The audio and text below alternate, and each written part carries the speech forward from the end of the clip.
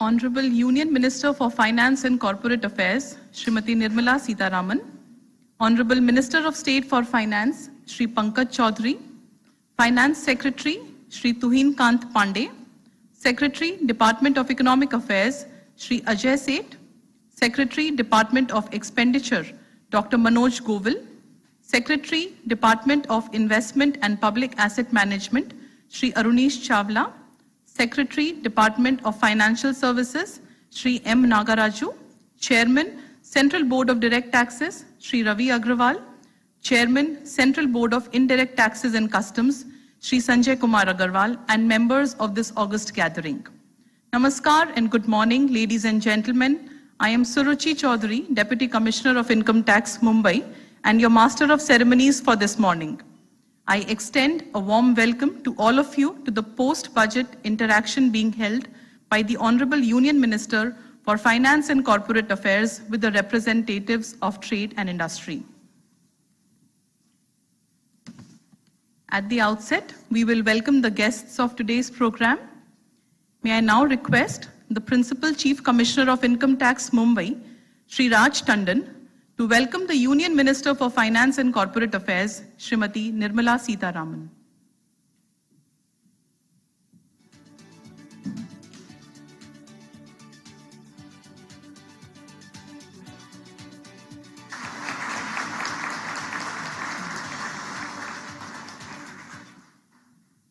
May I now request, sir, to welcome the Honorable Minister of State for Finance, Shri Pankaj Chaudhary.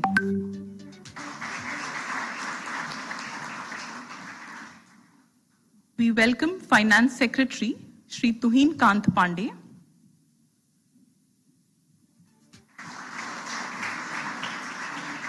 We welcome Secretary, Department of Expenditure, Dr. Manoj Govil.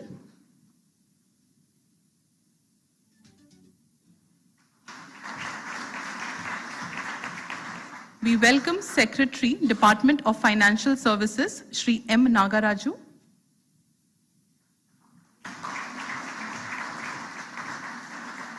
We welcome Chairman, Central Board of Direct Taxes, Shri Ravi Agrawal.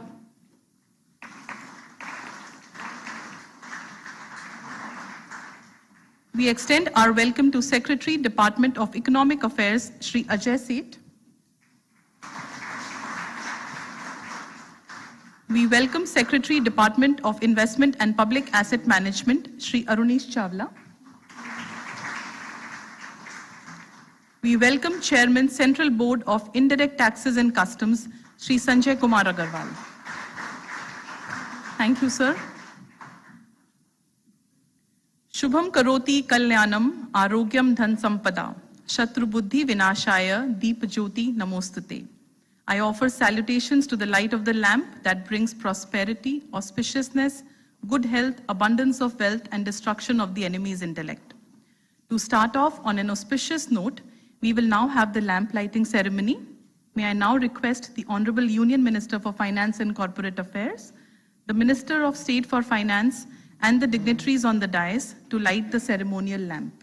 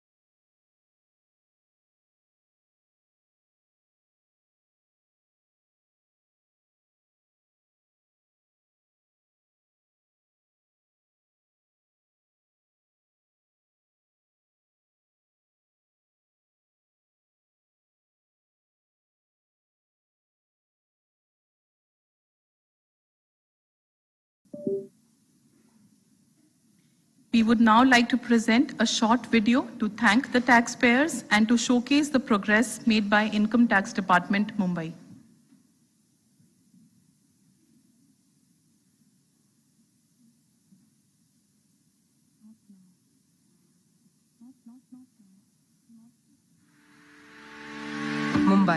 India's financial capital is a key driver of national direct tax revenues, with its taxpayers contributing nearly 30% of the Honorable Prime Minister, Shri Narendra Modi. The Government of India is marching ahead with a steadfast commitment to achieve the dream of Viksit Bharat. विकसित भारत के संकल्प से आज भारत के 140 करोड़ लोग जुड़ गए।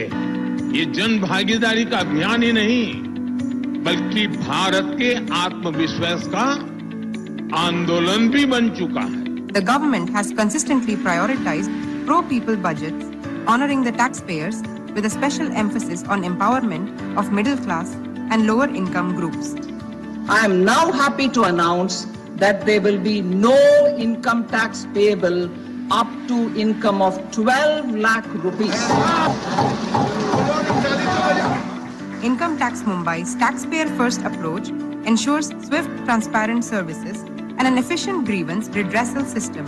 By simplifying compliance and enhancing accessibility, we make every taxpayer's interaction smooth and hassle-free.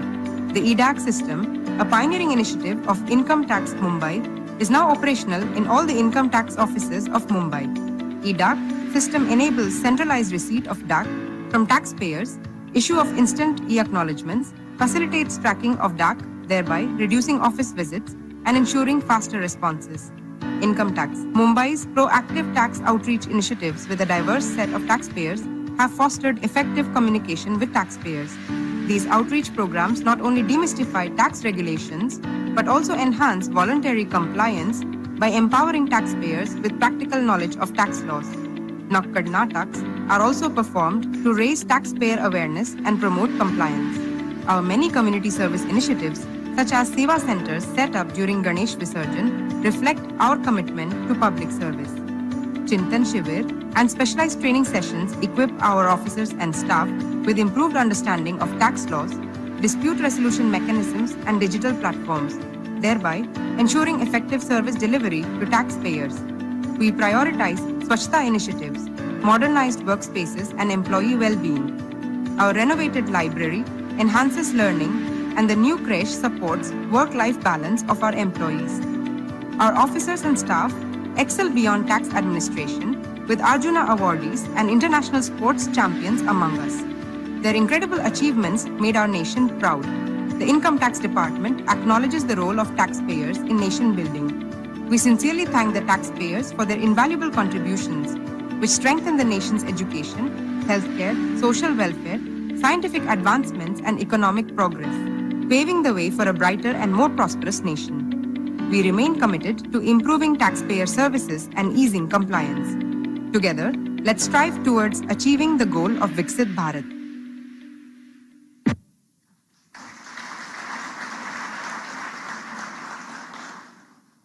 Thank you. Swami Fund of SBI Ventures has attained a remarkable achievement of 50,000 completed homes under the fund. I now invite Shri Prem Prabhakar, MD and CEO of SBI Ventures, to take the proceedings forward.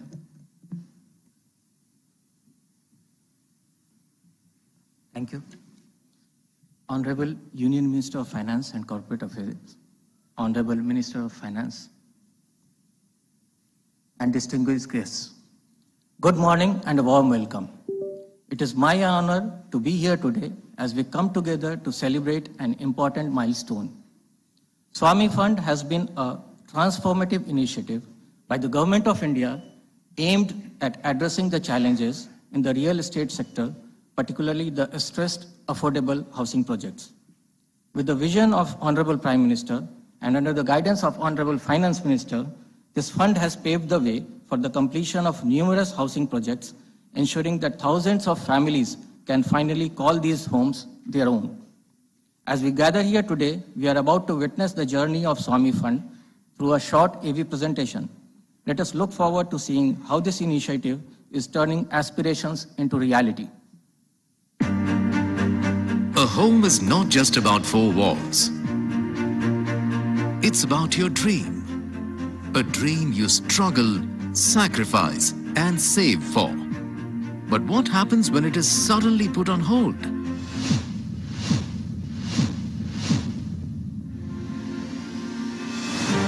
For thousands of families, hopes of their own home had shattered with a risk of losing their lifetime savings. And that's when Swami Investment Fund 1 was conceptualized. A fund designed to revive stressed projects and deliver homes to the home buyers. Approach of this government under the guidance of Honorable Prime Minister has been sensitive to the needs of the middle class. I will bring in the example of one of the projects launched by the government, sponsored by the government, the single window for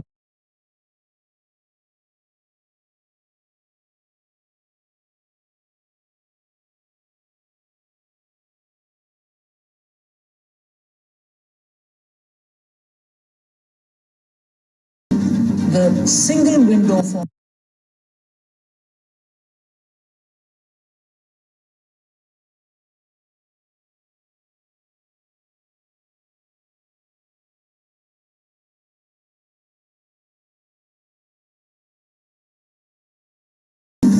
the single window for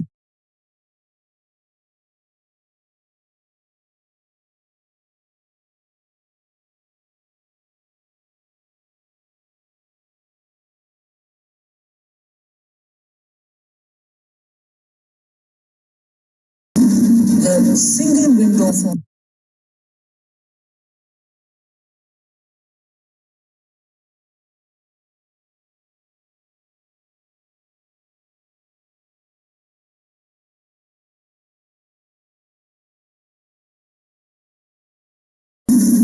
the single window for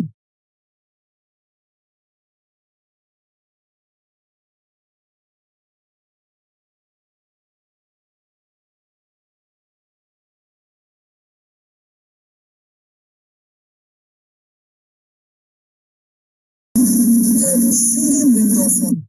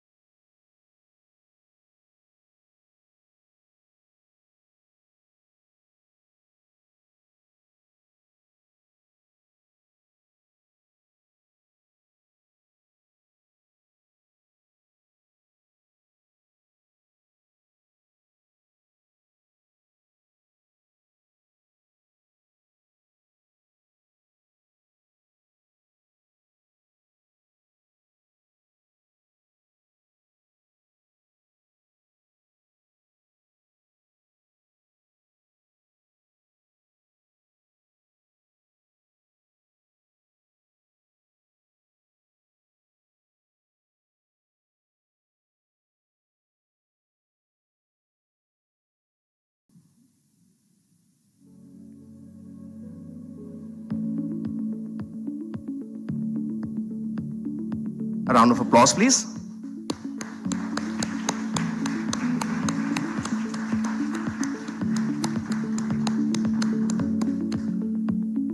Thank you, madam. Thank you, sir. Mr. Mazali Tamlikar, along with his wife, from Projects Vision Heights.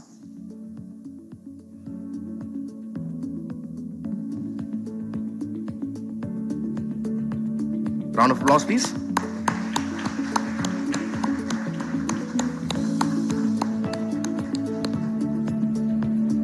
We'll now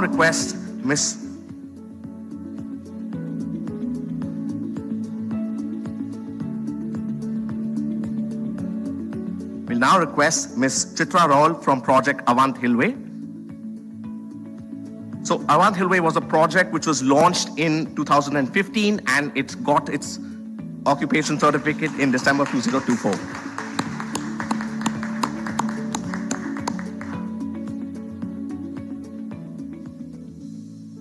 Mr. and Mrs. Shilpi Shamyani from Avant Hillway Project.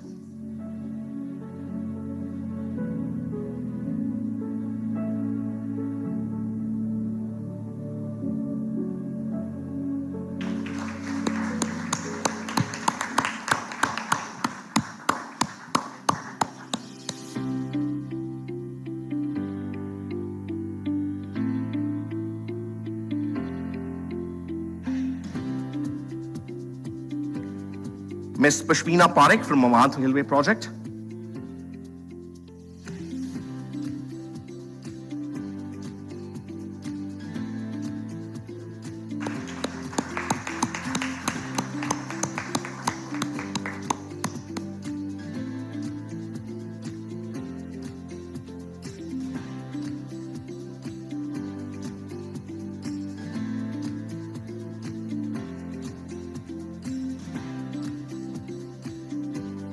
Mr. Dinesh Dubey from Avadh Railway, a rehabilitated home buyer.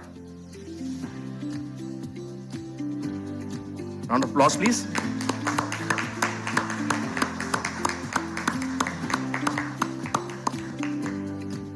We'll now call upon Mr. and Mrs. Ramchandra Iyer from Shubham Homes. The Shubham Trident was a project which was launched in 2017 and it got its occupation certificate in last quarter of 2024. A round of applause, please.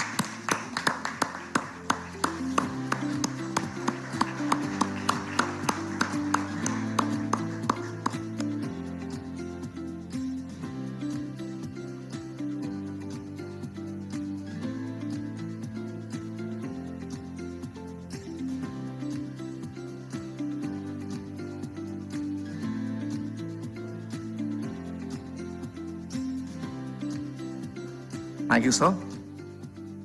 Thank you, sir, and thank you, ma'am.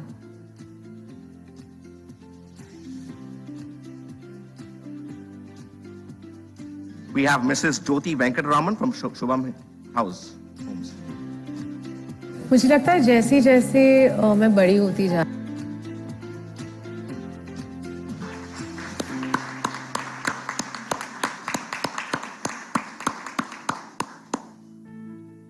Thank you to the dignitaries. You can take your seat back. We express our heartfelt gratitude in the faith you had in SBI and SBI Ventures to deliver a big mandate called Swami. This is your trust which has made Swami a big success.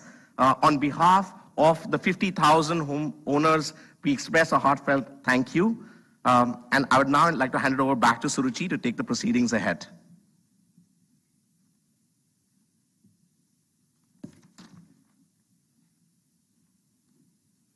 Thank you, Shri Sani. We now have the launch of the Mutual Credit Guarantee Scheme for MSMEs. The Union Budget 2024-25 introduced a credit guarantee scheme for facilitating government guarantee for loans up to Rs 100 crore to MSMEs for purchase of machinery or equipment without collateral security. This ensures that no MSME manufacturer with an expansion plan is denied a loan by banks for want of collateral security. The scheme has taken shape and is ready for launch. Department of Financial Services, Ministry of Finance, Government of India is the settler of the fund, and National Credit Guarantee Trustee Company Limited will be the implementing agency. May I now request Honorable Finance Minister to launch the Mutual Credit Guarantee Scheme for MSMEs by playing a video, followed by release of the brochure of the scheme.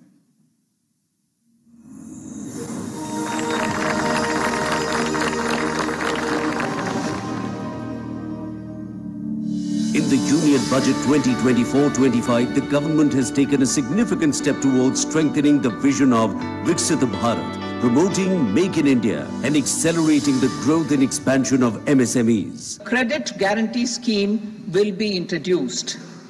A separately constituted self-financing guarantee fund will provide to each applicant guarantee cover up to 100 crore rupees. MSMEs are the backbone of India's economy. However, the challenge of collateral security has remained a major hurdle for many MSMEs, preventing them from accessing essential financial support. Now, under the Mutual Credit Guarantee Scheme, MSMEs operating in the manufacturing sector can avail loans up to 100 crore rupees without collateral, ensuring faster, safer and more reliable financial support. This scheme offers government-backed guarantees of up to 60% to lenders, boosting financial institutions' confidence and enabling more MSMEs to secure credit. The scheme is beneficial for MSMEs investing in machinery, helping them scale production and adopt advanced technologies with ease. The loan process will now be more transparent and faster, ensuring that MSMEs receive financial support without unnecessary delays. With government-backed guarantees, loan risks will be reduced, encouraging financial institutions to extend more credit to MSMEs. Mutual Credit Guarantee Scheme, a new flight for MSMEs, a strong step towards India's progress.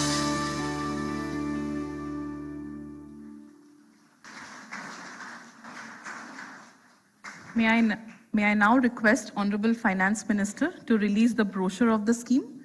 I request Honorable Minister of State for Finance and the dignitaries on the dais to kindly join Honorable Finance Minister for the release of brochure.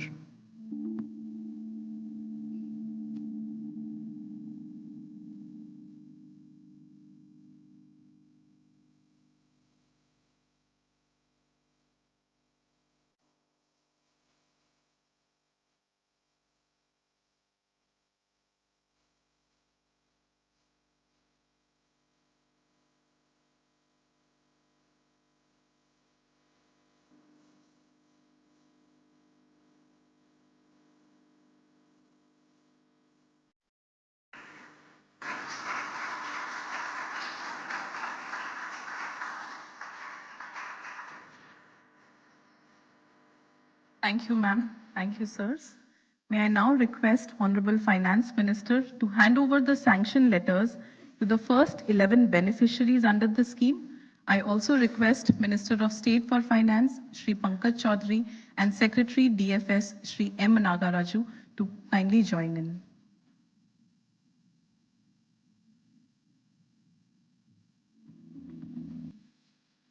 I request Shri C.S. Sethi, Chairman SBI, to kindly come up on stage.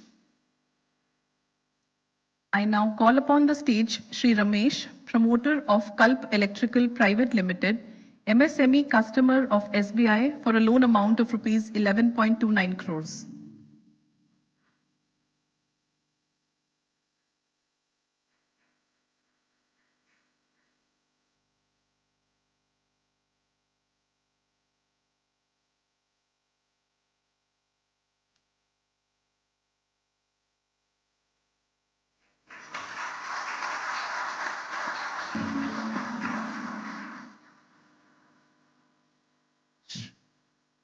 Shri Ravindra Bharti, promoter of Starlight Electro Drives Private Limited, MSME customer of State Bank of India, for a loan amount of rupees 5 crores.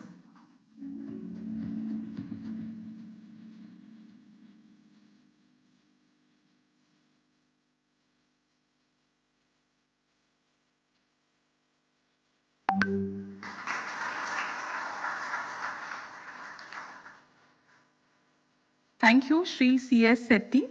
I request Shri K. Satyanarayan Raju, MD and CEO, Canara Bank, to kindly come up on stage.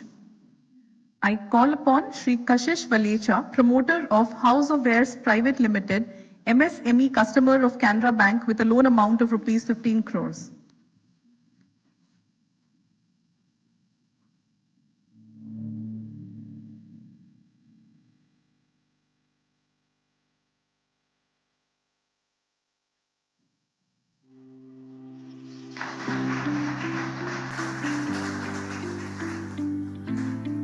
Shri Kiran Srinivas, promoter of Pigments and Allieds, MSME customer of Canara Bank, for a loan amount of rupees 13.1 crore.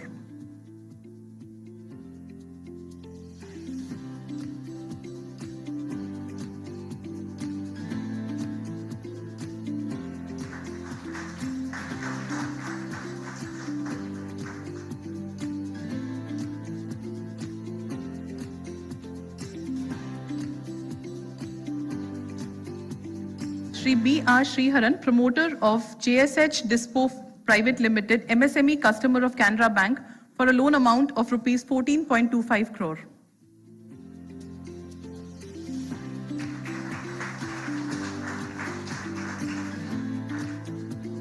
Thank you, Shri K. Satyanarayan Raju. I request Shri Rajneesh Karnatak, MD and CEO, Bank of India, to kindly come up on stage. Shri Jagan Mohan, promoter of Prestone Infratech Private Limited, MSME customer of the Bank of India for a loan amount of rupees 7.6 crores.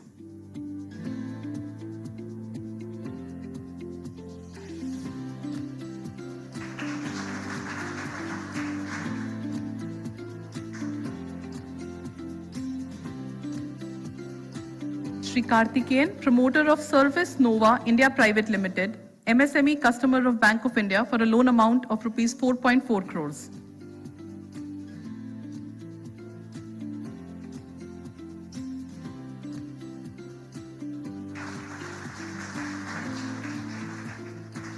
Thank you, Shri Rajneesh Karnatak. I now request Shri Rohit Rishi, Executive Director, Bank of Maharashtra, to kindly come up on stage. Shri Shubhang Shah, promoter of Litchem Molecules Private Limited, MSME customer of Bank of Maharashtra for a loan amount of rupees 15 crores.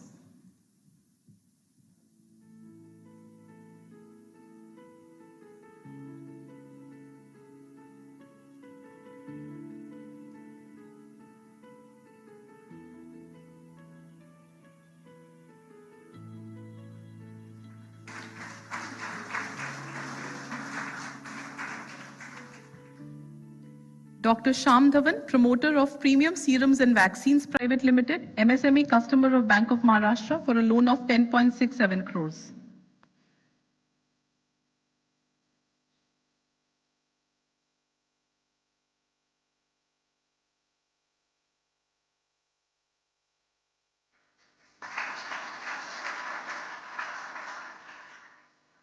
Thank you, Shri Rohit Rishi.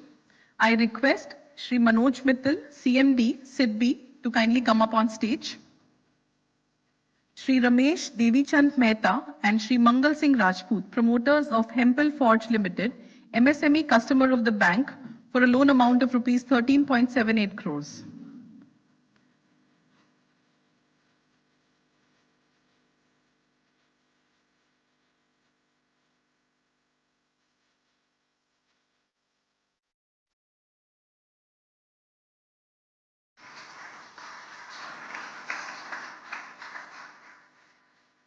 Srimati Sheetal Badri and Shri Ramdas Badri Attawar, promoters of Industrial Radiographic Inspection Company, MSME customer of SIDBI for a loan amount of 10.3 crores.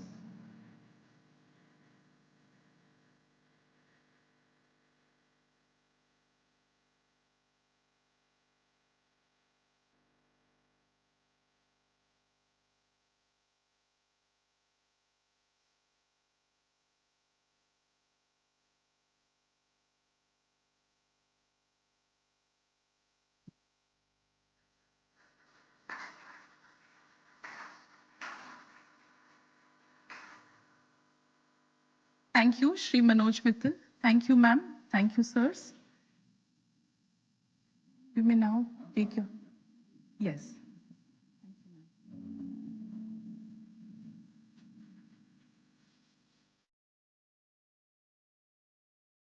I now invite Honorable Minister of State for Finance, Shri Pankaj Chaudhary ji, to kindly address the gathering.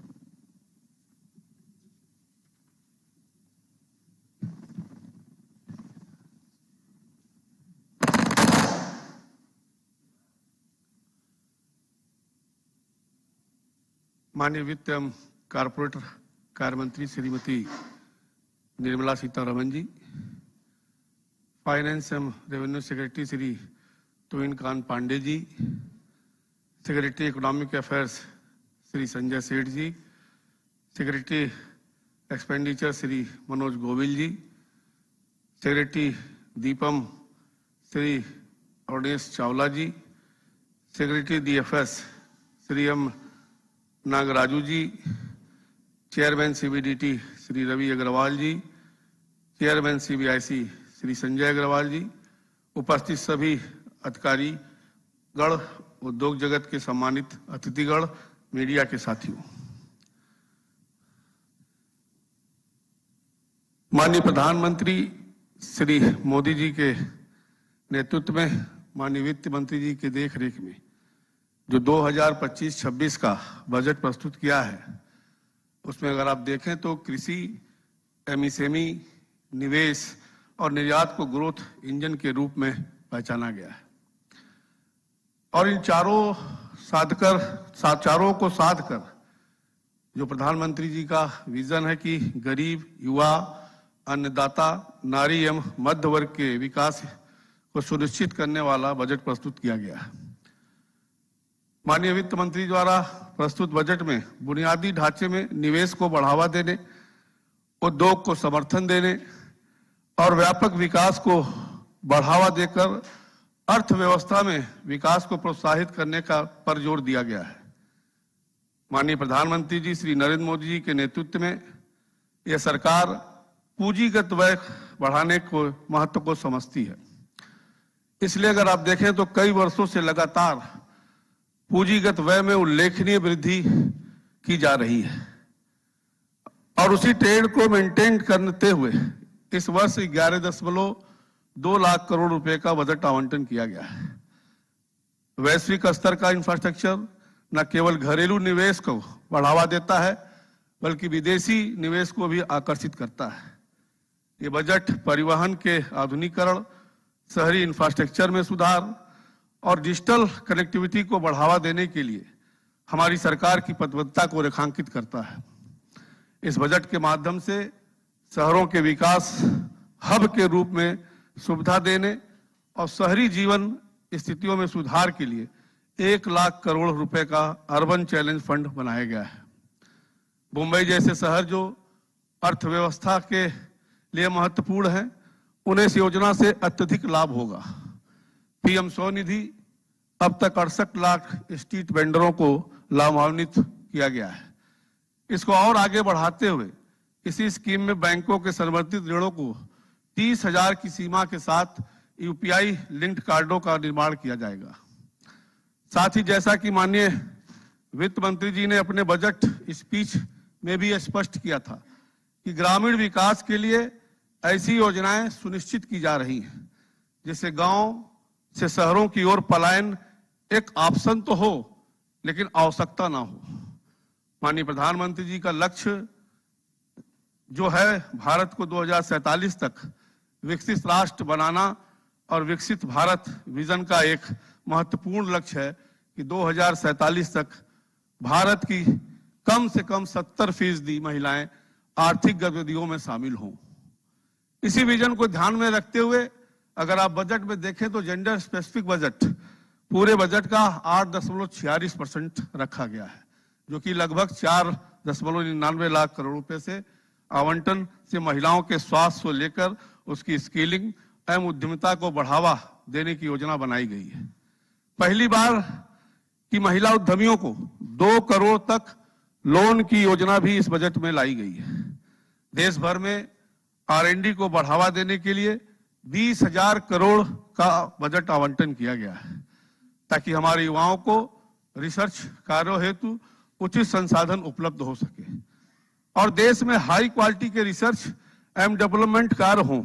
साथ ही artificial intelligence के क्षेत्र को भारत के अनुरूप develop करने के लिए एक AI उत्कृष्टता केंद्र की स्थापना करने की भी योजना बनाई गई है। समुद्रिक उद्योगों के विकास के लिए 25,000 करोड़ रुपए का प्रावधान बजट में किया गया है, जिससे भारतीय अर्थव्यवस्था को के हर क्षेत्र में प्रगति सुनिश्चित की जा सके। परमाणु ऊर्जा मिशन के अंतर्गत SMR लघु मॉड्यूल रिएक्टरों के अनुसंधान और विकास के लिए 20,000 करोड़ का व्यय और एक नए परमाणु ऊर्जा मिशन स्थापित किया जाएगा। 2033 तक SMR क्रियाशील करने के उद्देश्य के साथ आगे बढ़ रहे हैं। सरकार उद्यमिता को बढ़ावा देती है और इस उद्देश्य की दिशा में 1 अप्रैल 2030 से पहले निगमित पात्र स्टार्टअप कर छूट का लाभ उठा सकेंगे। इसके अलावा अगले 5 वर्षों में अनुसूचित जातियों और अनुसूचित जनजातियों और महिलाओं और व्यक्तियों सहित पहली बार 5 लाख उद्यमियों को 2 करोड़ रुपए तक का टर्म लोन प्रदान करने की एक नई योजना बजट में पेश की गई है। माननीय प्रधानमंत्री श्री नरेंद्र मोदी जी के नेतृत्व में सरकार अर्थव्यवस्था में व्यापक विकास को बढ़ावा देने पर समान रूप से ध्यान केंद्रित कर रही है। शुष्क क्षेत्रों में कृषि को बढ़ावा देने और दालों को उगाने की आर्थिक व्यवहार्यता में सुधार करने के लिए दालों के आत्मनिर्भर भारत के लिए एक पल्स मिशन बजट में पेश किया गया है। प्रधानमंत्री धन धान्य कृषि योजना के तहत 100 जिलों को कवर करते हुए उत्पादकता बढ़ाने, फसल विविधीकरण को प्रोत्साहित करने और फसल के बाद भंडारण में सुधार के लिए पहल की जाएगी, जिससे करीब 1.7 करोड़ किसानों को सहायता प्रदान होगी। सरकार का मानना है कि आत्मनिर्भर भारत का विकसित भारत के लक्ष्य को प्राप्त करने के लिए अत्यंत आवश्यक है।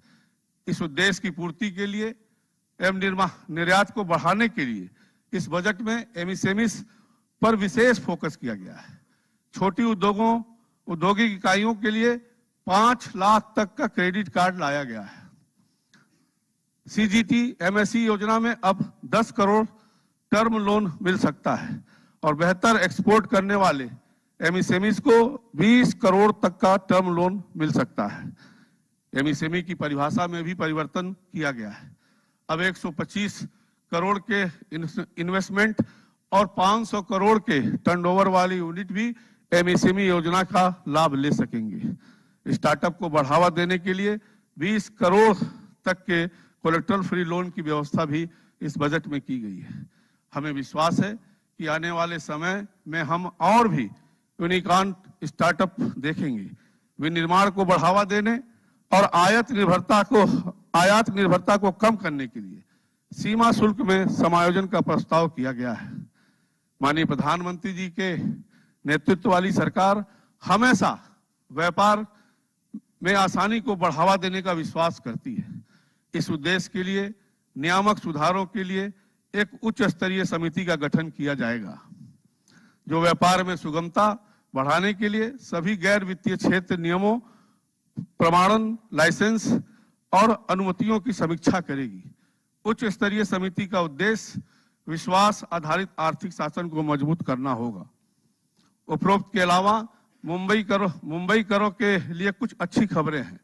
इस बजट में मुंबई सहित महाराष्ट्र राज्य में रेल परियोजनाओं के लिए 23,778 करोड़ रुपए आवंटित करने का भी प्रस्ताव किया गया है। इन निधियों का उपयोग मुंबई की लोकल ट्रेन सेवाओं में 10% की वृद्धि की जाएगा, जिससे बढ़ती यात्रा मांग में कमी आएगी। धन का उपयोग शहर के रेल बुनियादी ढांचे में सुधार के लिए नई पटरियों, टर्मिनलों और मौजूदा लाइनों के विस्तार के लिए भी किया जाएगा। भारत का वित्तीय राजधानी मुंबई में प्रमुख वित्तीय संस्थानें, बहुराष्ट्रीय निगमों और स्टार्टअप्स के मुख्यालय हैं। इस प्रकार ये पूंजी निर्माण के साथ साथ धन सृजन में भी महत्वपूर्ण भूमिका निभाता है। 2047 के विकसित भारत के लक्ष्य को प्राप्त करने के लिए आवश्यक है कि हर वर्ग और हर क्षेत्र का संपूर्ण विकास हो। कृषि, शिक्षा, स्वास्थ्य, ट्रांसपोर्ट जैसी बुनियादी आवश्यकताओं के साथ साथ मैन्युफैक्चरिंग, निर्यात, हाई क्वालिटी R&D आदि में भी बेहतर करना है। युवाओं की स्किलिंग करके उनको रोजगार के अवसर प्रदान करना है। महिलाओं के स्वास्थ्य की चिंता करते हुए उनमें उद्यमिता को बढ़ाना है। अन्नदाताओं को उच्च क्वालिटी के बीज उपलब्ध कराने से लेकर उनके उत्पाद का उचित मूल्य भी दिलाना आदि है। और मध्य वर्ग के लिए तो यह बजट उनकी आकांक्षाओं से अधिक रहा है। मैं आज जहां भी जाता हूं, केवल 12 लाख आय टैक्स में छूट की चर्चा सबसे ज्यादा होती है। और मैं गर्व से कह सकता हूं कितना साहस और आत्मविश्वास इस सरकार में ही है कि 1 लाख करोड़ का रेवेन्यू फार्गो करके भी देश के मध्यम वर्ग की आकांक्षाओं पर खरा उतरा हुआ है। सभी हितों को एक साथ साधना है और इन सब के लिए 25-26 के बजट में प्रावधान है। एक प्रकार से 25-26 का आम बजट 2047 के विकसित भारत का रोड मैप है। लेकिन राह इतनी आसान भी नहीं है, बल्कि आसान बनानी है हम सबको मिल करके। मुझे पूरा विश्वास है कि हम सब मिलकर इस ग्राउंड लक्ष्य को हासिल करेंगे। जय हिंद, जय Bharat.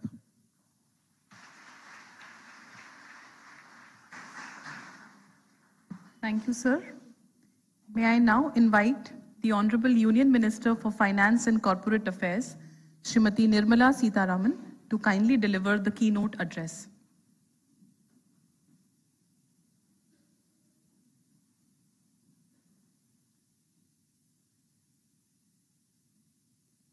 Namaskar to all of you.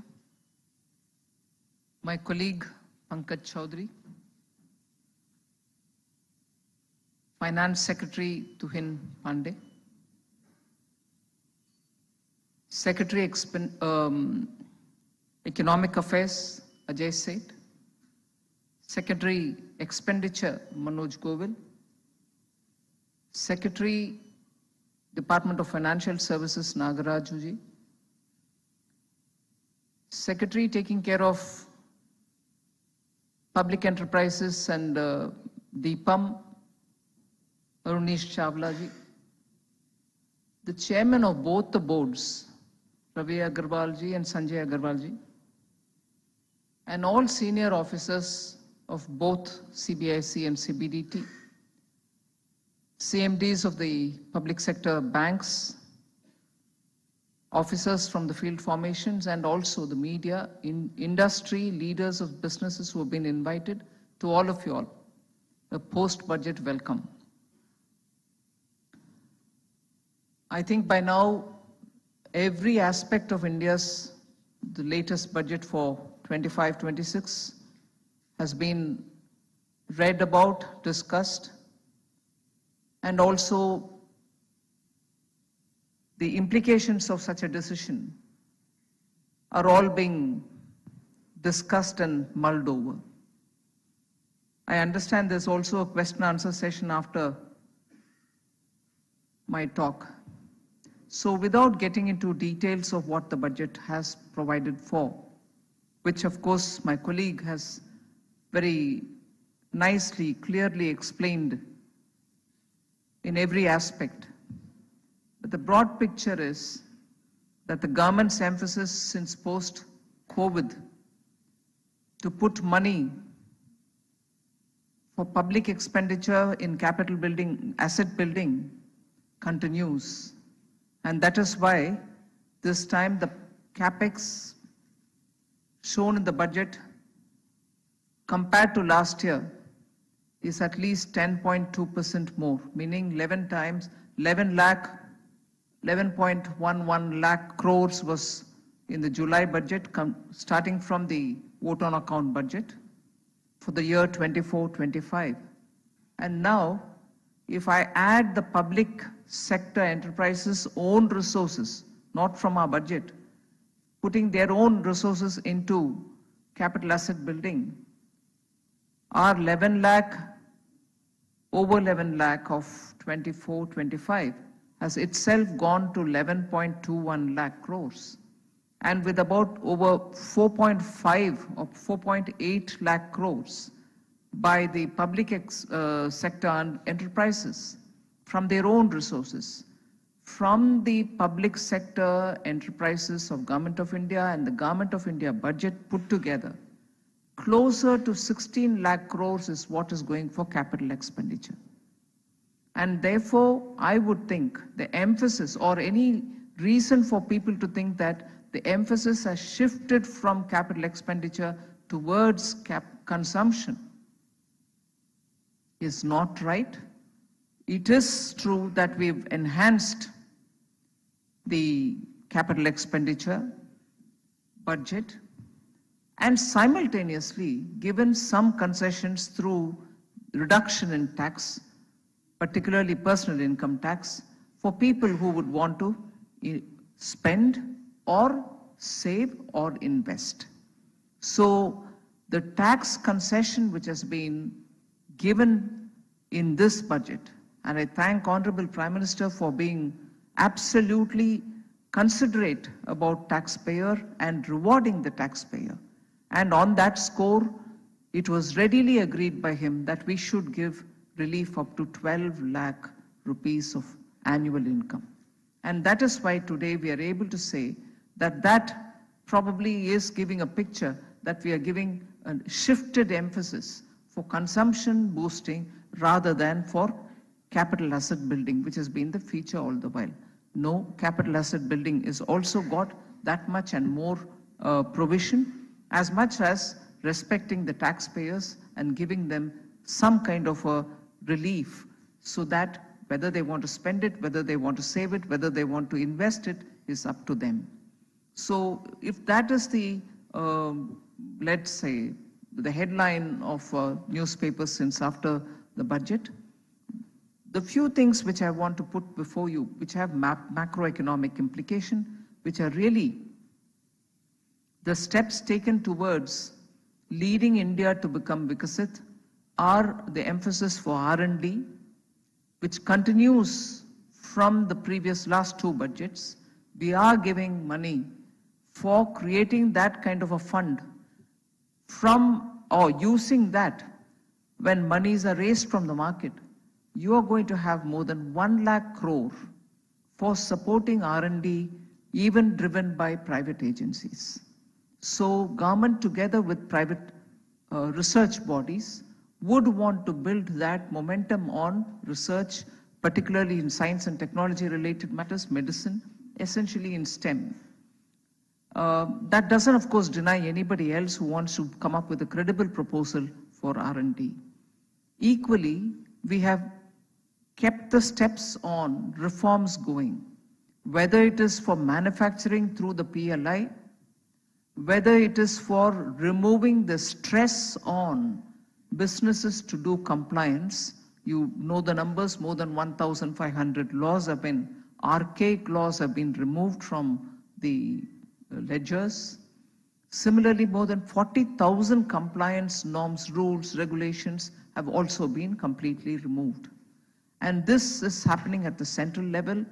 I expect, seeing the advantage that such a thing gives in the minds of businesses, even state governments would come forward to remove such stressful compliance-related regulations which have been on the records for a long time. So the reforms for boosting manufacturing, reforms towards ease of doing business, reforms also to make sure that the social infrastructure is ready so that people do not have to run around to get their basics, are all being kept in place. With this, we didn't stop. The reform momentum shall continue. Newer areas are also being opened up. That is why, since the last 2 years, we are finding investment coming for space sector, investment coming from nuclear energy sector, and together with having announced the policy, we are not sitting back and watching, we are also going further to come up with a small modular reactor which will bring in the nuclear energy to different parts of the country and not be one colossus big unit somewhere, but elsewhere where the power requirements are going up. It takes time for the grids to come in place. So the small nuclear, small modular reactors will be able to give us that energy security which we so require, particularly with more and more data centers coming into India. They are going to be guzzlers of power, but they're also going to be givers of jobs. So we need to support them. We need to give them the required energy that they may need.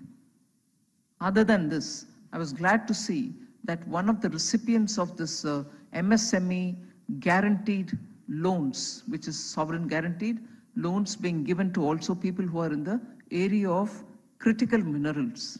In critical minerals, today, India is doing a lot of forward and backward supporting of the system. We are signing MOUs with very many countries from where imports of critical minerals, which we don't have in this country, is made possible. Customs and duty regulations have been simplified for them. In fact, a list of, if I know correct, 24 critical minerals have been exempted from duties so that they can be imported, so that our MSMEs which require them for their businesses can get them at affordable prices. So if that is one thing about the energy critical minerals for our necessary Atmanirbhar Bharat program for which the MSMEs are contributing. You're also looking at further reforms in terms of making, opening up sectors, bringing in greater FDI for insurance. India's insurance sector needs to deepen, broaden. We need more players in the field, but at the same time, guardrails have been put even for such a thing, so that India's own citizens' money towards premium payment for insurance is kept within the country and are not taken out. Investments are also going to be here. The profits which they generate will have to also be used here. So guardrails are being made so that our interests are not affected. If these are the kind of steps with which we want to move, education and health is getting priority. More and more universities are being covered for the students' loans which are being given. Institution of excellence is being established for the sake of artificial intelligence. So young people who will need training skills are also being covered in this budget and similarly in the earlier budgets. Although there's quite an open field for us to look at, in order that more people are able to see business prospects and to ensure India's own food security, the budget announcement on the rural areas, where a scheme, a unique scheme, but a vast scheme is being brought in, is for the rural areas, particularly for 100 districts, which are known for low-level productivity in agriculture. Agricultural productivity where it is not even normal, but very much below normal. We picked up on these districts and announced a scheme called PM Dhan Dhanya Yojana, where in that area, in those districts where agriculture productivity is not up to normal level, leave alone the question of them doing very well, we've picked up on those 100 districts and ensure that we will have a comprehensive package of improving productivity through high-yielding seeds, ensuring that additional inputs for farmers is given. If fundamental irrigation facilities have not reached there, we will focus on them to get the irrigation. Give farmers training on storage, at the same time create warehouses in those districts. Make sure the youth in that area are getting opportunities there itself with agriculture value-added services. And in that, we are also hoping that we'll bring the expertise of best practices all around the world for such activities through linkages with multilateral development finance institutions. So the example that I've given is one, of course, that's one of the biggest schemes in this budget. But to give you an idea of everything that is done in each of the announcements is to comprehensively look at that announcement, its forward and backward linkages which will be required, and how that will have a bearing on people who live in that area. All these are completely worked out much before the announcement is made. So from 1st April, actually in the ground on those districts, activities will start at the earliest. So we are super conscious on how time has to be optimally utilized so that every announcement in the budget finds the ground and hits the ground, as they say in baseball language, and starts running. So that's what this budget's feature is all about. I don't want to get into greater details. One other thing which goes alongside the budget are the various tax concessions. Particularly the CBIC has come up with rationalizing customs duty and also simplifying the whole process, just as the CBDT has come up with TDS simplification. All that is there. but we have completely shaken up the IT, Income Tax Act. And the 1961-62 Income Tax Act shall now be replaced by a new act, which is in the form of a bill introduced in the Parliament. There is a select committee which is appointed, 31 members of Lok Sabha will be sitting and looking at it in all details. As it is, we had more than, I think, 60,000 inputs coming online towards the making of this bill. Active engagement, as PM would say, Jan Bhagidari, involve people in everything that you do. That Income Tax Act review has had a very big component of Jan Bhagidari. We've taken inputs from people. And now the select committee will of course go through it and invite various stakeholders to come and give their comments on it. The IT Act essentially is looking at simplification. When it was born in 61-62, it had only about 200 odd sections. As time went by, it touched over 800 sections. And it is that over 800 that we're bringing down now to slightly over 500, I think, sections.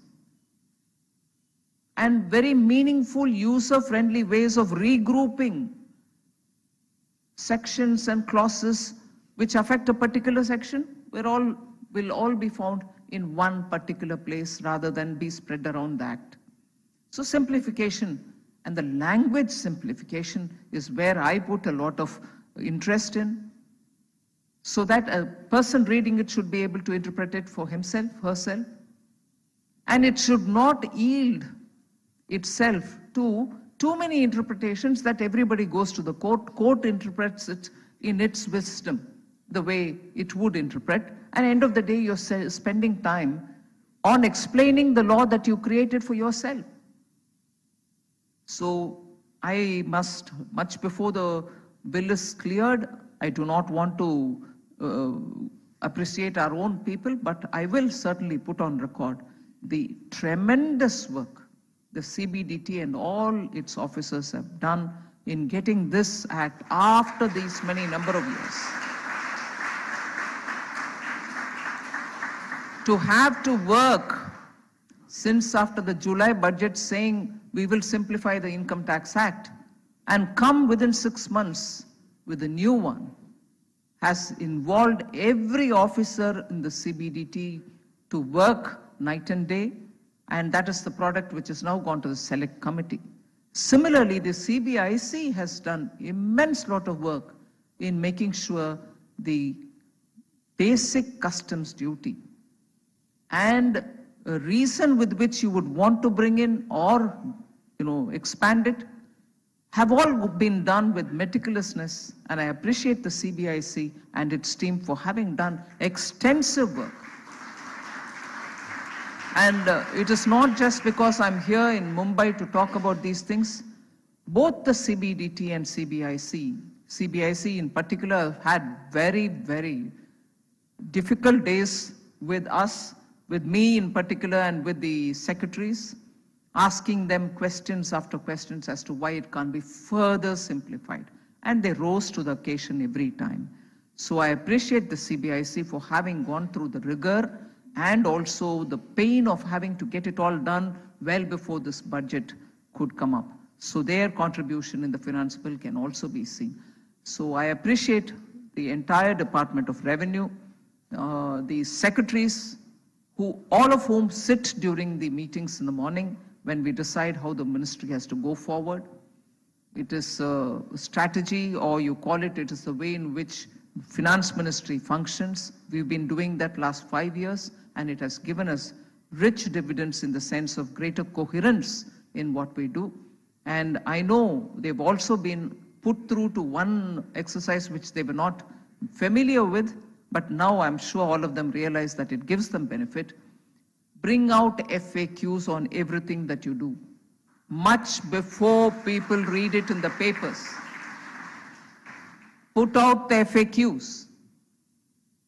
And I can see in this budget, much before people started discussing, saying, yes, we understand this is the case, but we don't know the details, the details were out.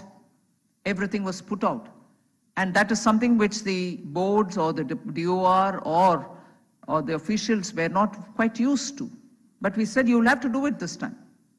And I'm sure they are breathing a sense, heaving a sigh of relief, saying, thank God we are not being put to a lot of cross-questioning.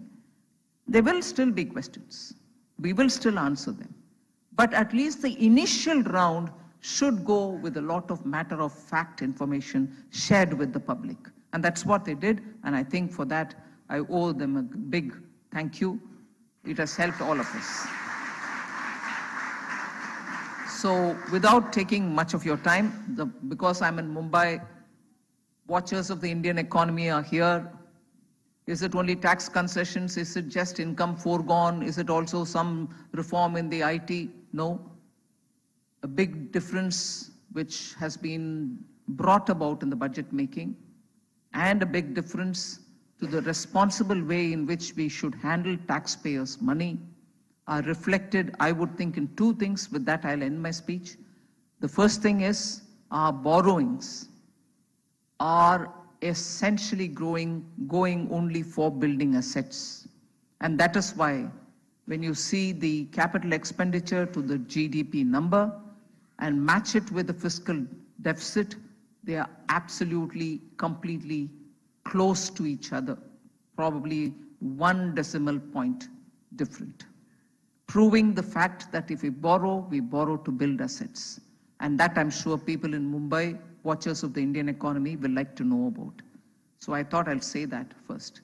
Second, since the July budget, the announcement that we made that we'll follow the fiscal deficit path, a glide path we announced, we have followed it this year, and we shall follow it till the next year where we have said below 4.5 is where we will reach. We shall reach it. I've said that we will reach it.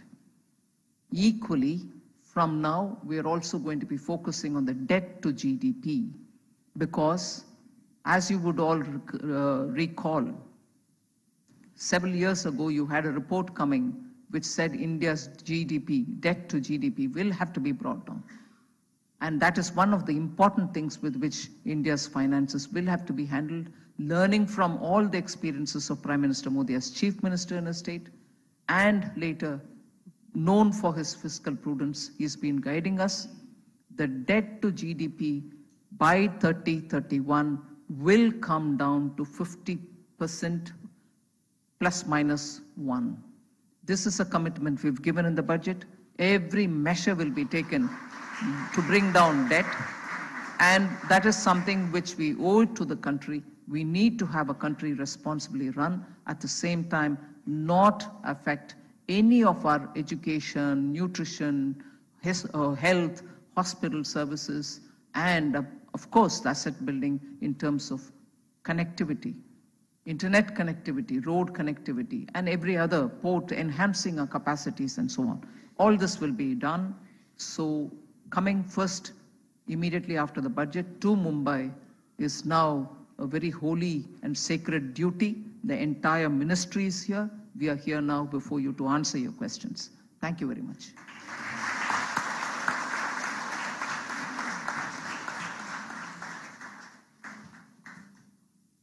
Thank you, ma'am.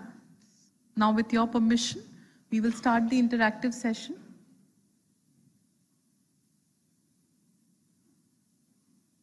I now request Ms. Vatsala Jha, Principal Commissioner of Income Tax, to moderate the interactive session.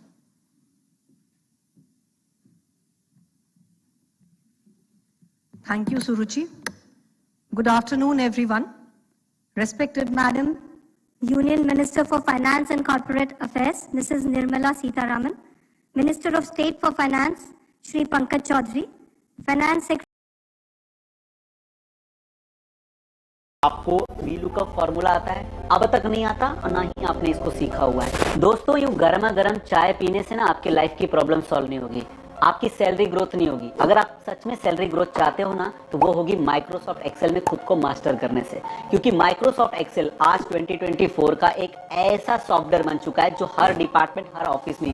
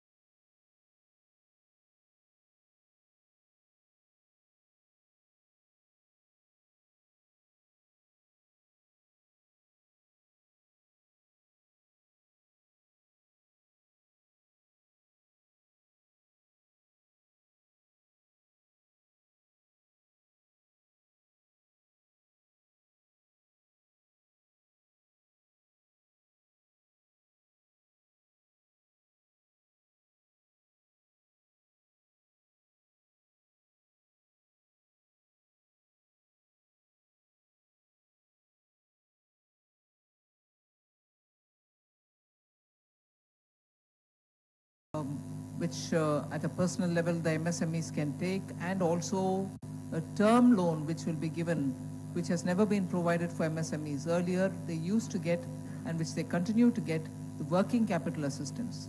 But a term loan for getting plant and machinery was never accorded to the MSMEs. But we from the budget, July budget, had announced it, and that is what has made immense difference. Now the classification is also changed without anybody losing the benefits that they are enjoying in the categories of micro, small, medium enterprises. So by widening the definition, we are giving them a chance to grow without losing the benefits that they get as a MSME. And also this time we have given a guaranteed, government guaranteed loan up to 100 crores, 60% of which will be guaranteed. So there are immense lot of steps taken over the last few years, but this year, particularly the extent to which government guarantee also goes to strengthen it, will make a big difference to MSMEs. I'll check up with the secretaries if any of them have anything more to add. They can join in.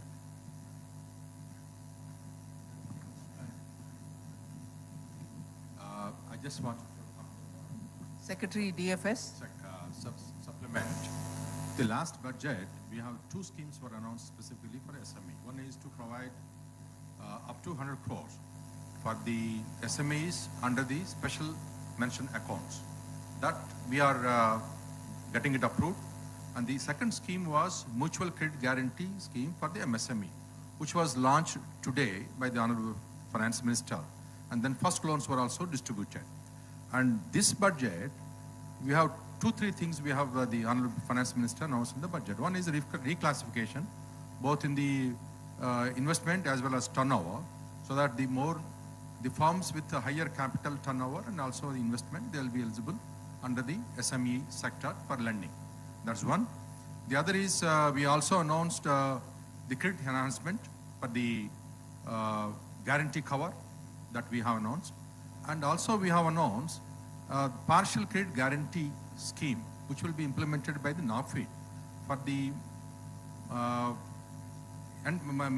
minor enterprises. This also includes other corporates also, but everybody. So these are some of these things announced in the budget, in the last budget and this budget. One more thing which I would think that the Secretary DFS can mention is that we have given substantial money for development activities and for growth of MSMEs to the SIDBI itself.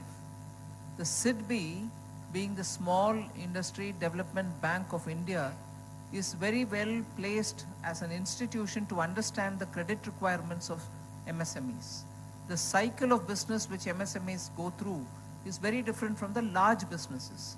And when public sector banks deal with it, they do understand, they extend it accordingly. However, when a SIDBI-like institution, which is otherwise a refinance institution, does it themselves, the understanding about the credit requirements of small and medium industries are better understood. So we have not only given them greater capital resources, but also announced in the July budget, which we'll be following up, that SIDBI will now be opening up branches in every MSME cluster. So when units are present in a cluster, they don't have to go running to search for banks which can fund them. They can still do that. But they will also be SIDBI physically present in the cluster itself. Mr. Yash Jain.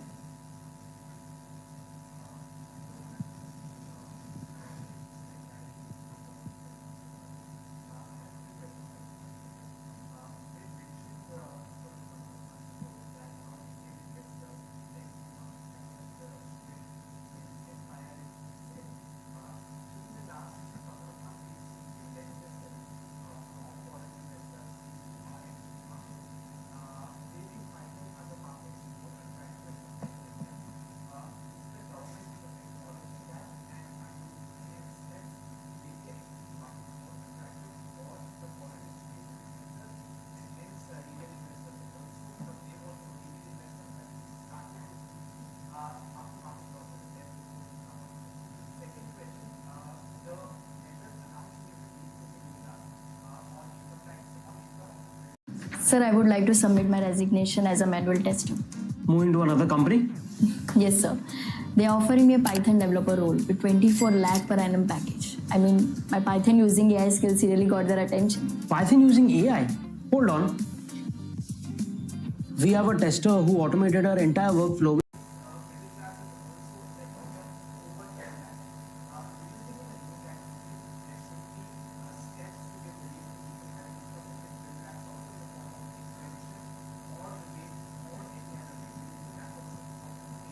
Your second question first. Rates have also been changed in this new regime. More favorable rates have been brought in, and more higher level or more incomes in the higher bands have also been brought into the lower bands, so that they'll benefit from a lower tax rate. So if you would only look at the rate charts that we've come up with, where the income bands and the rate applicable to them are also rehashed in favor of every taxpayer. So if you're talking of the new regime, the new higher incomes are coming into lower band, the rates for all of them have also been brought down. So on the question of your FIIs and the retail investors, it is true, and I thought you were implying it in your question itself, that FIIs also go out when they're able to, in a position to book profits. Indian market today, Indian economy today, has an environment in which investments are also yielding good returns and profit booking is also happening. And I'm sure you would have seized that fact also. But I'll also ask Tuhin to say further on it. See, as you know, the FIIs keep moving up and down depending upon where they want to really park themselves. And it is not true that, the FPIs are really moving from one emerging market to another. I think the general thing is that there is a little bit of, whenever there is a global uncertainty, they would really go back where they actually come from. Largely, I think, as you know, basically back to US. So we have to take that. In terms of resilience, Indian markets have held, although there would be, any demand and supply impact would be felt. But these are the issues of temporary measures. If you really look at Indian economy, because eventually, the returns are obtained in the real sector, because the financial sector cannot really just be in a bubble.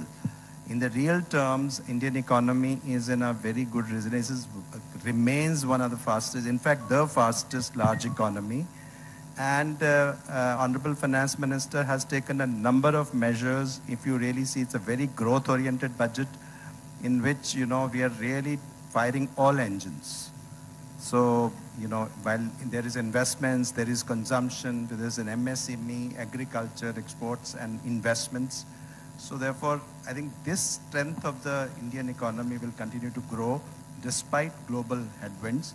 Global headwinds we have to face. We have faced it in the past and will continue to face it, but I think India is in a strong position to handle it. Anurag Shah, ET. Thank you so much, ma'am. We missed this budget press conference in 2024, but thank you for continuing the tradition. No other FM did that.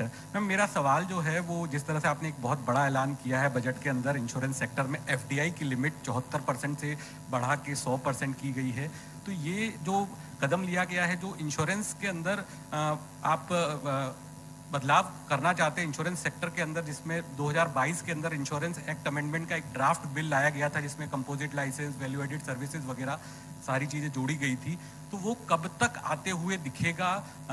क्या इस वित्त वर्ष में हम उसे देख सकते हैं? और जिस अभी कुछ वक्त पहले आपके द्वारा एक चिंता जताई गई थी एक प्लेटफॉर्म पे कि इंश्योरेंस की जो मिस सेलिंग हो रही है एक वो बड़ा कंसर्न है बैंकिंग प्लेटफॉर्म पे, तो क्या जो नए अमेंडमेंट आप ला रहे हैं इंश्योरेंस एक्ट अमेंडमेंट जो नया आएगा तो उसमें ये मिस सेलिंग के कंसर्न को भी आप शामिल करेंगे? If you allow ma'am second question also because we are interacting with you after 2 years. Ma'am दूसरा सवाल PSU जनरल इंश्योरेंस कंपनियों से जुड़ा हुआ है.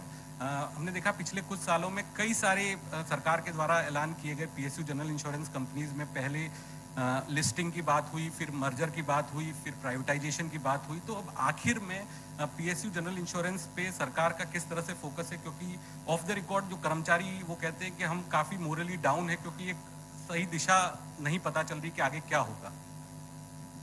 अगर मॉरली डाउन हो कि नहीं हो, अच्छा प्रॉफिट के कमाने के स्तर पर अभी आप पहुंचे हैं। Yes ma'am. Am I right? Yes ma'am, वो सरकार के प्रयासों से। हाँ नहीं, बिकॉज दे आर सरकार के प्रयास और कर्मचारी के प्रयास, सबके प्रयास की वजह से। मगर मॉरली डाउन हुआ वर्कफोर्स वो दिखाते नहीं। वर्कफोर्स जब मॉरली अप है तब ही प्रॉफिट का पॉसिबिलिटी होता है। सो मॉरली डाउन नहीं है। I want you to also encourage them with your words. Yes, ma'am. Yes. Otherwise, I'll ask Nagaraju ji, Secretary. Thank you. There are two questions. One is FDI 100%. This has been announced by the Honorable Finance Minister in the Parliament that we intend to bring the law. We have to change the law. That we are going to intend. The internal governmental consultations we have almost completed. And then we will take the next course of action. Now, along with this, there are also other rules that govern how the investments will be made and the profits will be repatriated if there is FDI. That actually is including the management of the companies where the FDI investment is higher. That also will be part of the proposed amendment bills we are bringing to the Parliament. So once the Parliament approves, those rules also will be notified. So that there is everything, all the reform that we intend to do in the insurance sector to improve the penetration as well as insurance density will be done through these reforms that we are contemplating and announced by the Honorable Finance Minister. And coming to, I just wanted to add one small point. You know, this is the first time all the general insurance companies have made profit.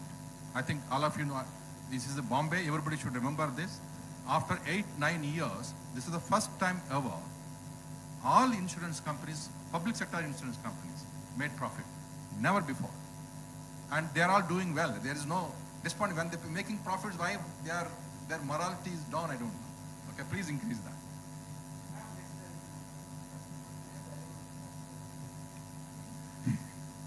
See, mis-selling, we sell large number of policies, both the private sector and public sector. Mis-selling basically arises the complaints we receive when the banks are selling. They actually unsolicited persuasion of customers or giving through call centers, making them buy the products which they don't want to at that point of time. And then because the first year premium is higher and people forget about it, that's one. And then there is also a complaint that in some segments of population who do not actually require the insurance products, they are also forced to buy when they go for credit. That's one. And then the business houses, some small industries, when they buy, when they take the credit, they are also asked to insure their businesses, including the machinery, plant and everything. And then house building also. And some cases where the house owners are persuaded to buy insurance for themselves for paying the installments. But while this has been there, but now if you notice it, large number of complaints have been reduced. Now we have introduced a policy, a 1-year lookout policy. In fact, we encourage our insurance companies to extend this lookout policy to 1 year, 1 month to 1 year. Now, most, including private sector, they are now doing that. If somebody wants to surrender the policy, please surrender. You get a full amount. There is no questions asked. That we have done. And then we also introduced in the public sector companies, including LIC, a callback. Once the product is sold, a callback will go to the customer whether actually he is happy with the product or he wants to surrender. That is also there. We have also asked private sector companies also to do the same callback so that the mis-selling is not there. Those who want to buy, please let them buy. This is, and we are also asking in the banks and other financial institutions, only the trained agents in the insurance segment, only they will be able to sell, not others. These are the measures we have taken to reduce the complaints and also whenever complaints received to redress them.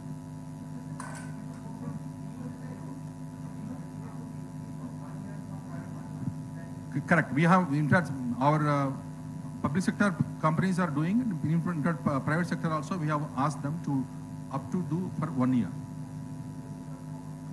Yes, composite license is part of the reforms Honorable Finance Minister has announced. Next, Eknath from Z Business.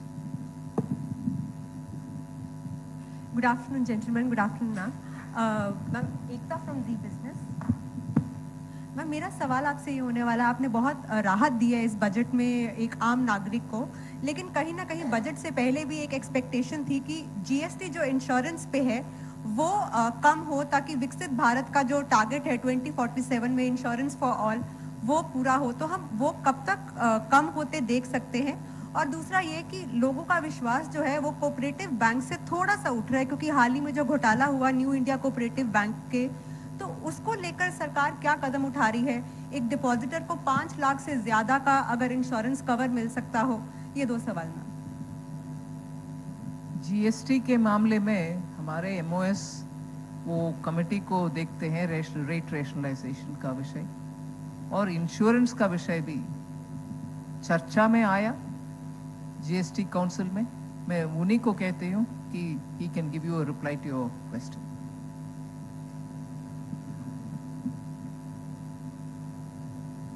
जो insurance पे GST का विषय है, पहले तो मैं बताना चाहता हूँ कि जीएसटी का रेट घटाना बढ़ाना, किस पे लगना किस पे नहीं लगना, एक काउंसिल का विषय है और काउंसिल इसको तय करता है। जो सब्जेक्ट पे आप बात करें उस पर जीओएम बना हुआ है, उस पर अभी निर्णय होना बाकी है।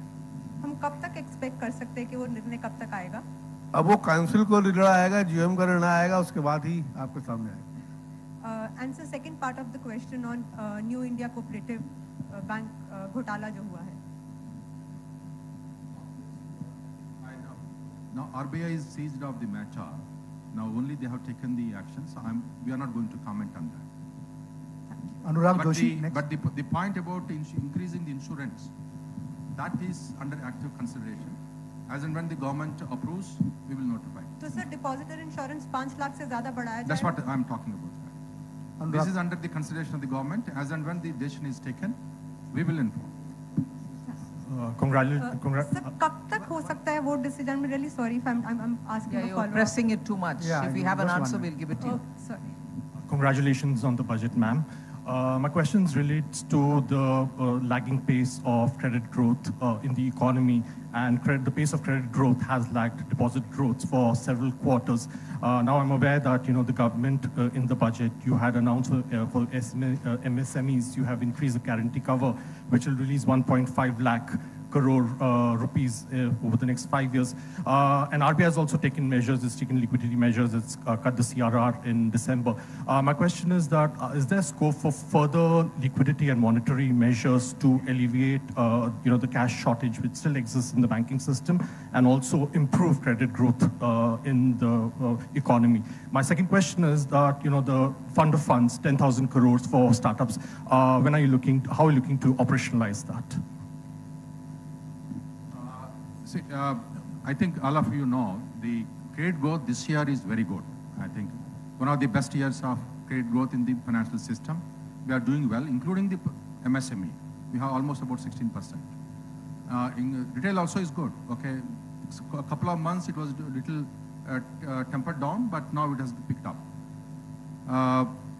Further liquidity measures, I think now we expect the 2 measures announced by the Honorable Finance Minister in the budget, the income tax relief, that will give us about anywhere between 35 to 45,000 crores into the banking system, which may actually increase the ability of the banks to lend more to the private sector. That's one. Coming to the 10,000 crores for the startup, for the fund. Last time when the Finance Minister announced in the budget, we could, with the 10,000 crores, we could actually lend revolving 90,000 crores to the startups. This time also, we are actually trying to leverage both equity as well as debt, and trying to bring our own banks to complement this fund, and may increase anywhere between 20 to 25,000 crores to the startups. So all the startups will get actually benefited. Mr. Ashish from Maharashtra.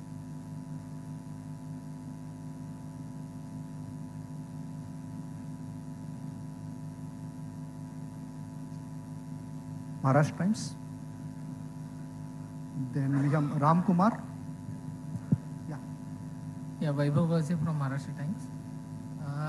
एक सवाल ऐसा है कि जो बार बार आपके speech सुनते हुए भी मन में आ रहा था कि एक old regime and new regime ये जो चल रहा है, तो अगर आप न्यू रिजिम में इतना ज़्यादा लोगों को सहूलियत दे रहे हैं और and you increase the tax free income also, then अभी तक क्या सरकार को फील हो रहा है कि ओल्ड रिजिम कंटिन्यू होना चाहिए, या मतलब आपकी भूमिका क्या है स्पीकिंग, ओल्ड या न्यू? देखिए, हमारा तो ये प्रयत्न रहेगा कि न्यू रिजीम इतनी अच्छी और सहूलियत वाली हो कि ओल्ड रिजीम की आवश्यकता ही ना रहे, लेकिन हम ऑप्शंस को भी नहीं करना चाहते बंद, क्योंकि धीरे धीरे जो प्रयास हमारा रहा उस प्रयास में जो पहले न्यू रिजीम आई और उसको रिलैक्स करके फिर उसके बाद वो 75% जो करदाता हैं वो उसमें आ चुके हैं। और हमें आशा है कि इस बार जो वित्त मंत्री जी ने बोनेंजा दिया है न्यू रिजीम को, तो उससे बाकी के भी आ जाएंगे। तो कुछ विशेष छोड़ के जिनका बहुत ज़्यादा, जैसे मान लो किसी का हाउसिंग का है और उसका पास रेंटल इनकम है और उसका बहुत ज़्यादा लोन है, तो उस स्थिति में शायद उनको ओल्ड रिजीम सूट करे, नहीं तो ओल्ड रिजीम प्रैक्टिकली नहीं अपने आप चली जाएगी। लेकिन हम व्यवस्था को रखे हुए हैं और बेसिकली आप देखें उसका जो प्रयत्न सरकार का यही रहा है कि आप माइक्रो मैनेजमेंट हम ना करें। हम जब हम सिंप्लीफिकेशन की बात करते हैं तो यदि बहुत सारे डिडक्शंस बहुत सारा वो करेंगे तो उसमें एक तो डिस्प्यूट्स भी आएंगे और दूसरे माइक्रो मतलब मैनेजमेंट हम कर रहे हैं। इससे अच्छा तो अप फ्रंट ही हम रिलीफ देते हैं और उसी तरह की प्रक्रिया रही है। तो इंडिविजुअल साइड में तो मुझे लग रहा है कि न्यू रिजीम विल बिकम, अभी भी वो डिफ़ॉल्ट रिजीम है।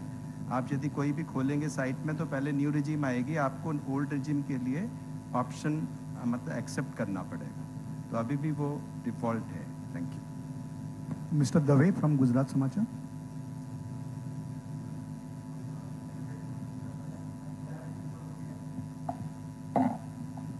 पुणे फ्रॉम गुजरात समाचार। मैम, आपका इस टाइम पे बजट बहुत अच्छा है, मिडिल क्लास के लिए रिलीफ की बहुत सारी मिली। मगर मैम मुझे एक प्रश्न ऐसा सोच रहा था, हर टाइम हर चीज़ की बात बोल रहे थे। मेरा जीएसटी से क्वेश्चन है, उसमें पेट्रोल और डीजल को जीएसटी में लाने की बात बहुत टाइम से चल रही है, मगर अभी तक आप लोग ने उसके पे कुछ निर्णय ही नहीं लिया हुआ है। नहीं, वो क्वेश्चन एमओएस आंसर करेंगे, मगर पेट्रोल और डीजल के ऊपर केंद्र सरकार से प्रश्न पूछने का कोई कुछ बचा नहीं। इकोनॉमिक में बहुत अच्छा फर्क पड़ सकता है ना। हमने तो प्रावधान कर चुके हैं कानून में कि पेट्रोल और डीजल आना है, जब भी वो आएगा रेट के साथ उसको कानून में प्रावधान कर बैठे हैं हम। स्टेट्स को निर्णय लेना पड़ेगा। फिर भी आप बोलिए। मैंने पहले भी बताया कि जीएसटी काउंसिल जिसमें स्टेट और केंद्र दोनों की भागीदारी है और सभी स्टेट के वित्त मंत्री उसमें सम्मिलित रहते हैं और जीएसटी पेट्रोल पे डीजल पे लगना है नहीं लगना है ये जीएसटी काउंसिल तय करते हैं और जीएसटी काउंसिल में इस पे कई बार डिस्कशंस हुए हैं, लेकिन अभी निर्णय पे हम लोग नहीं पहुंच पाए और जिस दिन काउंसिल निर्णय करेगी भारत सरकार कानून उस पे ला देगी।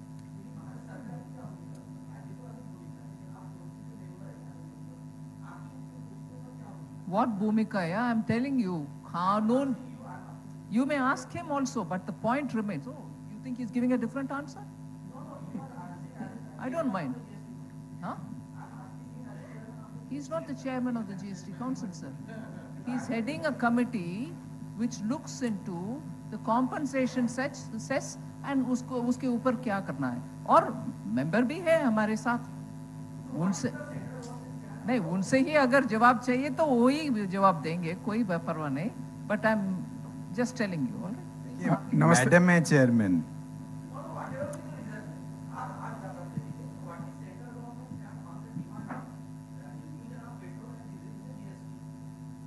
देखिए, जीएसटी काउंसिल एक संवैधानिक संस्था है और एक ऐसा उदाहरण जीएसटी पेश कर रही है कि जहां पर फेडरल स्ट्रक्चर में सभी स्टेट और केंद्र मिल करके निर्णय लेते हैं और कहीं ना कहीं आप सबको जानकारी प्रसन्नता भी होगी कि सरकार, भारत सरकार सबके राय से, जीएसटी काउंसिल जो काउंसिल में निर्णय होता है, और अभी तक एक दो विषय छोड़ दें तो सभी निर्णय वहां पर सर्वसम्मत से होता है। तो ये एक बहुत बड़ा उदाहरण है देश के लिए कि प्रदेश और केंद्र दोनों मिल करके निर्णय ले रहे हैं, और जब काउंसिल निर्णय लेगा उसमें सभी मंत्री रहते हैं सभी स्टेट के, तो फिर भारत सरकार उस पर कानून लेगी।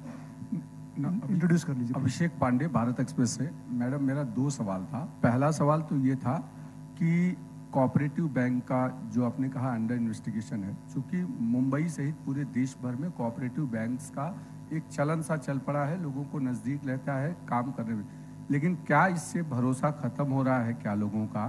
कोऑपरेटिव बैंक में लोगों को खाता खुलवाना चाहिए कि नहीं खुलवाना चाहिए? दूसरा सवाल ये है कि आपके लगातार प्रयासों के बावजूद भी शेयर मार्केट जिस तरीके से फ्लैक्चुएट कर रहा है, गिर रहा है, क्या मार्केट में इन्वेस्टर्स का भरोसा भारत सरकार पर या उनके वादों पर है या नहीं?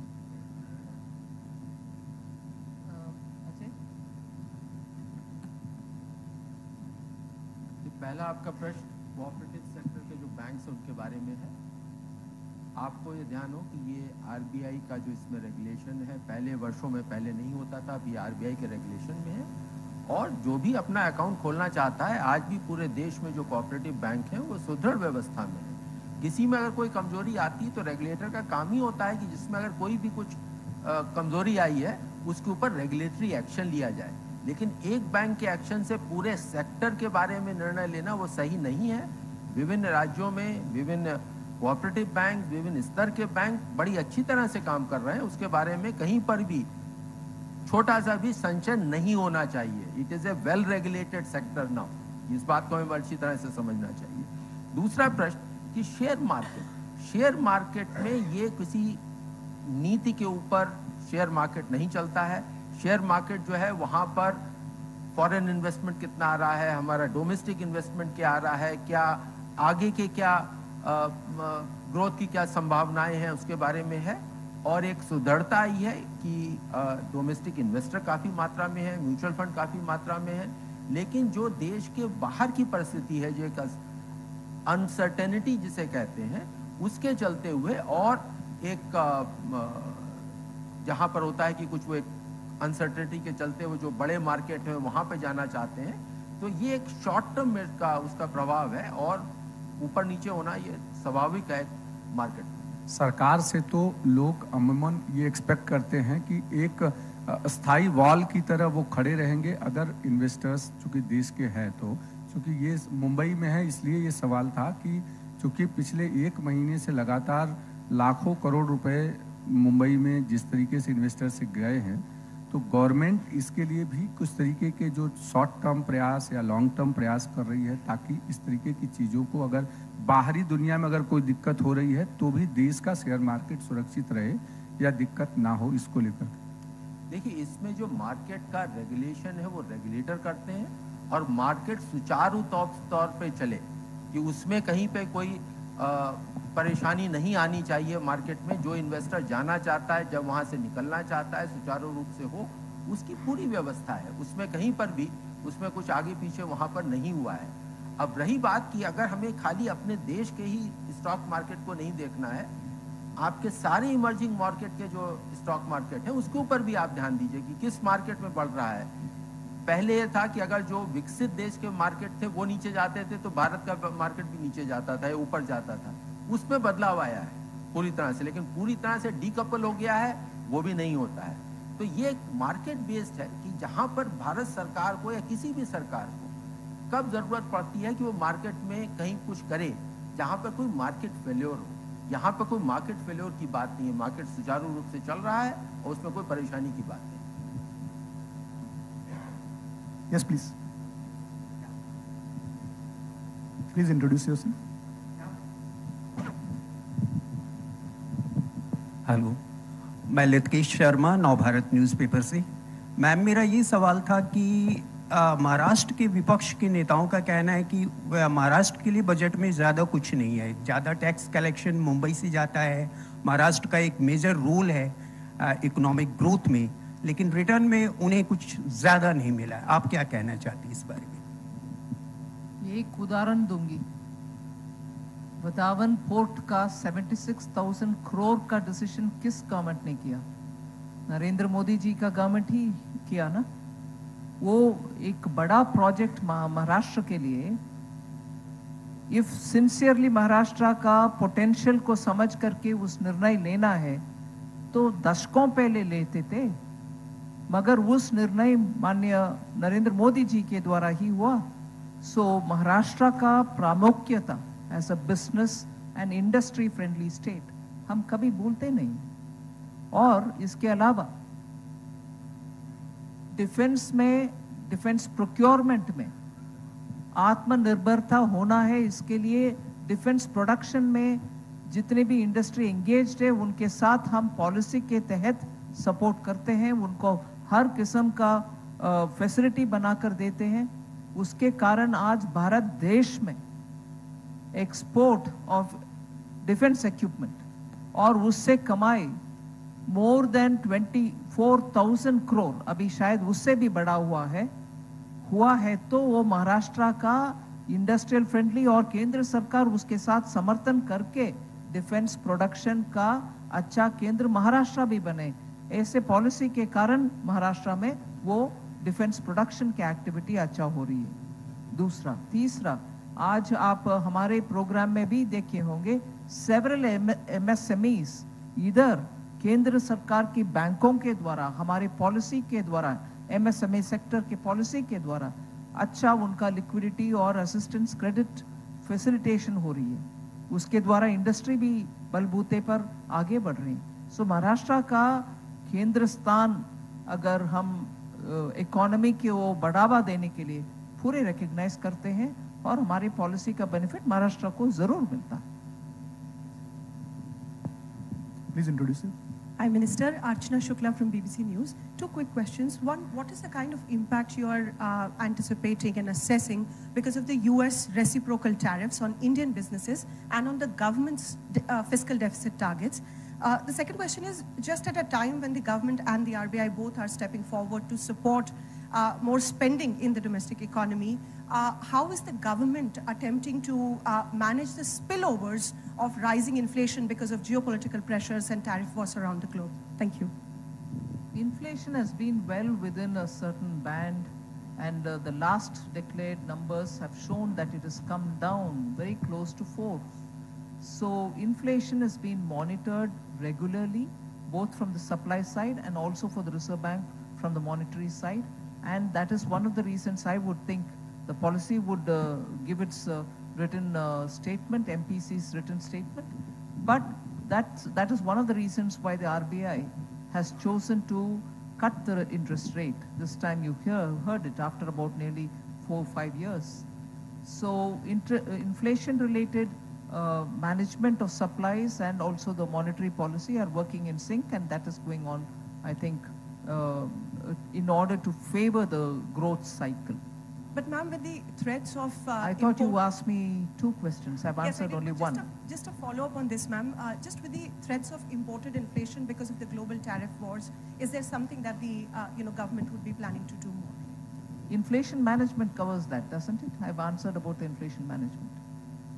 And the other question about tariff and reciprocal tariff that US is talking about, India has already for the last 2 years taken several measures which we continue to take. Even this budget shows that there's a lot of rationalization happening in terms of basic customs duty and their application. Safeguard duties or any anti-dumping duties that we levy are also periodically reviewed. And this budget has shown that there is a major step forward in terms of reforming India's customs duty and that regime which governs it. We are building to be an investor-friendly country, and as a result, the duty cuts and the rationalization that has been announced is a continuing process, and we shall keep doing that. But if there's more, Tuhin can add. Actually, a couple of things. I'll draw your attention to the joint statement that we had between Prime Minister and President Trump. And I think that there is a para on trade and investment. I'll draw your attention to that. Both the US and India have agreed to have a bilateral trade agreement by fall. So I think that is one, and I think the statement also highlights the reciprocal measures on both sides which they have taken for facilitating each other's trade. The second, on reciprocal tariff, it's in the form of a bill which is yet to come. It's an intent, and how and what form it will take, we don't know yet. Third, as FM mentioned, that we had lots of rationalization. If you see the industrial goods, we have about 6 out of 8,000 tariff lines, about 6,000 tariff lines are below 10%. Most of the US imports into India, the first 30 most important imports into India, they have a duty rate ranging from 2.5, nil, 0.5, 2.5, and so on. It could be just a very few items. Maybe we can count on fingers where there may be a higher duty, and so do we have also certain higher duties on textiles and apparel, for example, in US. So I think those are the things probably will get sorted out and will be highlighted during the negotiations while negotiating BTA. Thank you. Good afternoon, Ashoka Mitran from The Hindu. So the IT relief that's been given, the revenue foregone is about 1 lakh crore estimated, and the tax to GDP ratio stays at an average of around 10%. So how effectively and how quickly does the ministry expect that revenue foregone to turn around? It starts from 1st April, right? Yeah. After the bill gets passed. Right. I'm talking about the economic effects of it in when will it show up in the PFC? How quickly do you expect it to? And it's a lot of money, and we are losing a large section of the taxpayers. So how exactly do we expect this revenue foregone to show up in terms of consumption? I think economic effects have already started happening, because it's not normally while you manage your budget, and this may be true with you, there is something called expectations. While you know the certain savings are going to accrue, you start taking your economic actions, even anticipating that. Now that there is a certainty that, and secondly, you don't have to wait till the returns to be filed for the next year, which is the assessment year 26-27. You do, yes, ma'am, subsequently, but now still we are in the old law. So that there is from the salary and other points, wherever the incomes are there, the income has to be pay you as you go. You can't hold your taxes till the next year. So the very first month of everyone, like April, when the salary or anybody or anything will be drawn up, and also for businesses, the advance taxes which need to be paid. So they will have to pay less now. The TDS will be less. So therefore, the economic impact actually, in terms of actually money in hand, will be there. But anticipatory, I think it has begun now. Just a small sub-question, sir. Instead of the tax relief has gone to about 3% of the population. Do you think some sort of an income relief to maybe people who earn less than the per capita income of the country could have shown up better results with respect to the fact that they have a higher propensity to consume? Thank you. Well, you have segments and segments. One can always argue indefinitely where this will be, relief will be more. As I said, again, please don't say that all of it will be consumed also. Many people were saying that, we have given this thing. There is something called household investments and saving as well.